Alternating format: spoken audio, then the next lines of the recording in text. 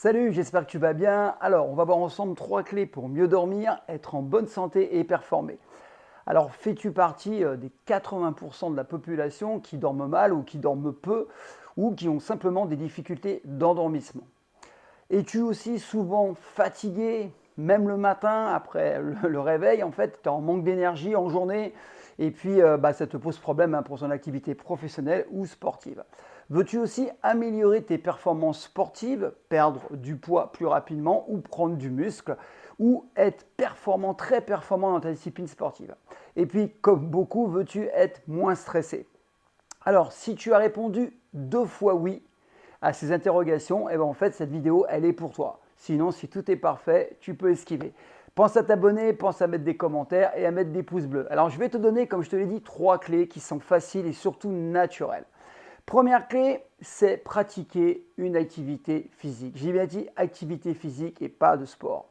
En fait, active-toi en journée et puis tu vas voir que tu vas mieux dormir. Qui n'a jamais dormi très profondément après une bonne balade en vélo ou une bonne promenade, une bonne marche de 2 heures, que ce soit en forêt ou sur une plage?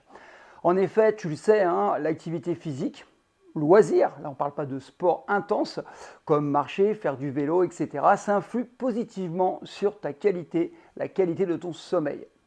Et même si tu n'es pas sportive ou sportif, un minimum d'activité physique comme la marche est fondamental pour optimiser la qualité de ton sommeil et pour de nombreuses raisons. Et si tu restes jusqu'à la fin, tu vas voir qu'avec quelques clés, ça va améliorer ton quotidien, notamment le sommeil.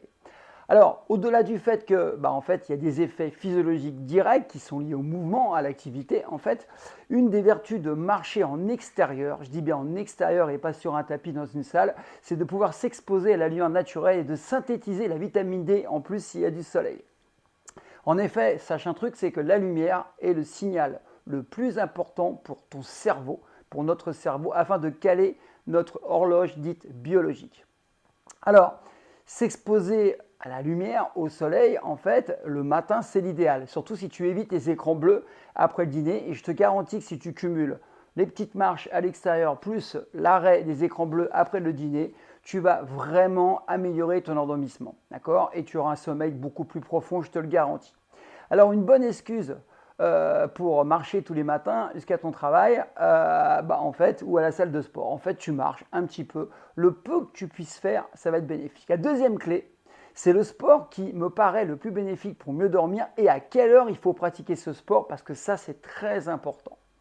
Alors, mon expérience et puis le retour que j'ai de tous les clients et les élèves que je coach, en fait, démontrent que la pratique de la musculation est très bénéfique car en fait, elle permet, au-delà de bouger, de faire fonctionner correctement l'horloge interne de chaque muscle. Et ouais, ce qui va avoir une influence considérable, et en tout cas positive, sur ton rythme circadien global. Alors, même si tu ne veux pas ou si tu n'aimes pas pratiquer cette discipline qu'est la musculation, en fait, toute autre activité physique est mieux que rien. En fait, le fait de bouger, c'est déjà bien.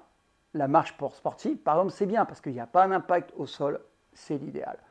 D'accord? Mais le mieux, je te l'ai dit, c'est la musculation. Alors, à quelle heure s'entraîner? Est-ce qu'il y a une heure idéale pour un training, surtout en musculation? Alors, l'heure d'entraînement va évidemment avoir une influence, une grande influence sur ton sommeil et même sur ta performance. D'accord? Une séance le matin n'aura pas les mêmes impacts qu'une séance tardive en après-midi ou en soirée. Par exemple, une séance de musculation très intense, comme la musculation avec des charges lourdes, une séance courte comme je le préconise, si tu le mets trop proche de l'heure du coucher, genre vers 20h, 21h, c'est pas top, car ça peut impacter la qualité de ton sommeil. Et ça peut même empêcher de dormir. Eh ouais, pourquoi? Tout simplement parce que la température du corps, elle n'aura pas le temps de redescendre. D'accord? Et l'adrénaline, en fait, diffusée, sera toujours à un niveau élevé dans ton organisme. Et ça ne favorise pas du tout l'endormissement. Donc ce sont deux raisons essentielles pour lesquelles il est recommandé d'attendre au moins 3 heures, oui, 3 heures minimum entre la fin de ta séance et le coucher. Donc tu imagines que ceux qui s'entraînent vers 21h, c'est pas génial pour dormir après. Et du point de vue de la chronobiologie, et ouais, ça fait scientifique, hein, il y aurait un moment idéal pour battre des records, pour performer. Mais attention, c'est là, les gens confondent un petit peu, c'est que performer ne veut pas dire bien dormir. D'ailleurs, souvent, ça ne va pas ensemble. Pourquoi? Si tu es observateur, si tu regardes un peu la télé et que tu t'intéresses au sport, après une compétition, on a tous du mal à trouver le sommeil, que tu sois gagnant ou perdant. Alors si tu es gagnant, c'est encore pire. Et si tu regardes bien les sportifs de haut niveau, en athlétisme notamment, la plupart des records du monde, les records de force qu'on peut voir en force athlétique ou autres, sont réalisés entre 19h et 22h en moyenne. Et ça, c'est pas un hasard. Les finales de sprint que tu peux voir aux championnats du monde, aux Jeux olympiques, ont lieu vers 20h. Et oui, c'est souvent un petit peu en nocturne. Pourquoi? Parce que ça favorise la performance. Donc, il va falloir aussi distinguer. Donc, tu as compris que performer, c'est plutôt le soir, mais pas trop tard si tu veux être dans le bien-être et si tu veux dormir. Et si tu pratiques un sport en extérieur, comme la marche, le vélo, la course à pied, une pratique le matin aura l'avantage de t'exposer à la lumière naturelle et de participer au bon réglage de ton horloge interne. Et en fin d'après-midi, les études scientifiques montrent qu'il s'agirait plutôt d'un moment où il est plutôt optimal. Et là, vraiment, tu vas performer pour des sports de force. Ça veut dire 17-18 heures, c'est le top si tu veux faire de la force, de la performance. Mais encore une fois, ne dépasse pas les 19 heures pour que tu aies ces fameux 3 heures après l'effort. Très important. Le plus important, ce qu'il faudrait retenir par rapport au sport, c'est d'être pragmatique et de pratiquer ton sport sur les moments qui te garantiront une régularité. Par rapport à ton emploi du temps, par rapport à ta vie sociale, c'est important. Ce qu'il faut, c'est la régularité. Moi, je recommande toujours à mes élèves de garder au maximum toujours les mêmes horaires d'entraînement. D'ailleurs, c'est ce que je fais. Moi, c'est le matin, toujours à la même heure. Alors, pourquoi? Tout simplement, sache que pour les horaires de tes repas, pour tout ce que tu fais dans ton quotidien, au bout d'un moment, quand tu rythmes bien les choses, quand c'est régulier, ton rythme circadien va t'habituer à cet effort, sur ce moment bien précis de la journée. Et du coup, qu'est-ce qui va se passer? Ça va synchroniser les différents signaux et toutes les hormones qui sont en phase avec cet effort. Je parle d'hormones, système endocrinien, donc anabolisme, tu as bien compris. Et tu seras donc plus performant sur le moyen et le long terme en restant toujours régulier sur les mêmes horaires, les mêmes jours. Il faut que tu sois vraiment dans la routine. Moi, je te l'ai dit, je m'entraîne très tôt le matin et c'est là que je suis bien. D'accord? Après, je peux faire mes activités dans la journée. Quand je m'entraîne le soir, effectivement, ça me pose des problèmes pour m'endormir. Troisième clé, et c'est celle dont on parle très rarement. Tu peux t'aider de compléments alimentaires. Alors avec quoi? Avec le magnésium et un supplément à base de mélatonine. À base, parce que ça va être plus puissant que la mélatonine. Moi, je prends tous les jours du magnésium, tous les jours. Et beaucoup de mes élèves qui ont beaucoup d'ailleurs pour certains des troubles du sommeil, ils consomment en fait de la mélatonine. Ils en sont super contents et les résultats ne sont pas tout de suite, d'accord, ne sont pas spontanés, mais se font dans le temps. Au bout d'une semaine, déjà, on voit la différence. Alors, si tu ne sais pas où les trouver, au lieu de chercher parmi toute cette jungle de compléments alimentaires, tu peux les trouver. Simplement, je te mettrai un lien. Je te mettrai en dessous un lien, en dessous la description ou en commentaire. Et puis, tu n'auras plus qu'à cliquer dessus. Et tu verras, c'est accessible facilement. Et tu auras un code promo pour payer moins cher. Dernier point très important, si tu veux obtenir des résultats en sport et surtout en musculation, mesurer l'impact du sommeil, c'est important. Donc, je vais te parler des effets d'un manque de sommeil sur tes performances sportives et sur ta musculature si tu veux être beaucoup plus musclé.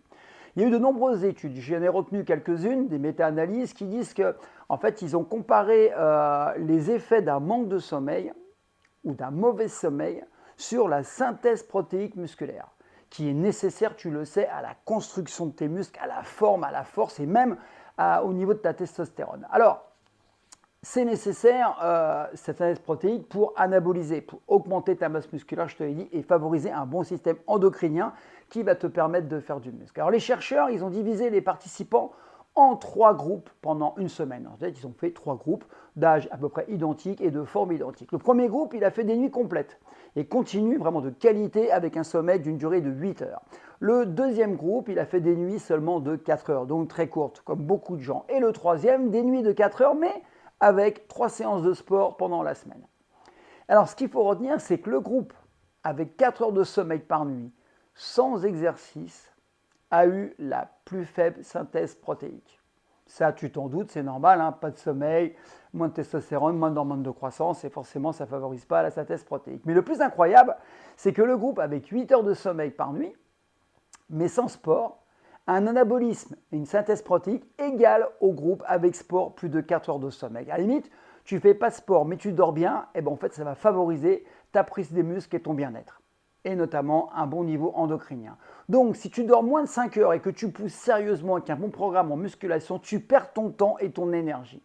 Donc le sommeil est très important pour avoir un corps fort, un corps puissant, performant et en bonne santé. Et il serait vraiment dommage de gâcher une partie de tes efforts, de ton temps, de ton énergie en ne dormant pas assez et avec un sommeil réparateur. Alors, moi qui fréquente les salles depuis longtemps, j'ai constaté que les sportifs ont une tendance à vouloir consommer beaucoup de compléments alimentaires, ce qui n'est pas mal dans le fond, mais ils le font pour améliorer leur performance. Alors qu'est-ce qu'ils prennent? Ils prennent des boosters, des choses qui vont stimuler le système endocrinien, la créatine, la whey, mais ils oublient les actifs très importants comme la mélatonine pour faciliter l'endormissement et le magnésium pour la relaxation, pour stimuler et améliorer le système parasympathique. Et ce sont des alliés de choix pour tirer encore une fois le maximum des bienfaits de tes séances. Alors maintenant, tu n'auras plus d'excuses pour te coucher, d'accord, plus tôt. Je te dis qu'une chose, à toi de jouer.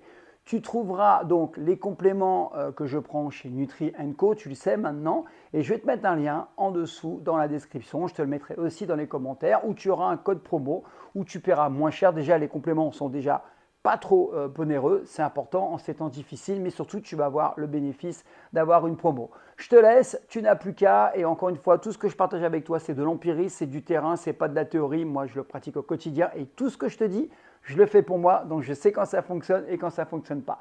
Et en plus, j'ai la chance de coacher beaucoup d'élèves, donc j'ai un laboratoire, hein, je vois ce qui marche sur l'ensemble des personnes, parce que ça peut marcher sur moi, mais pas sur les autres, et l'inverse. Donc vraiment, ce que je te dis, c'est ce qui fonctionne sur moi et sur l'ensemble de mes élèves et coachés. Prends soin de toi, je te dis à bientôt. Ciao.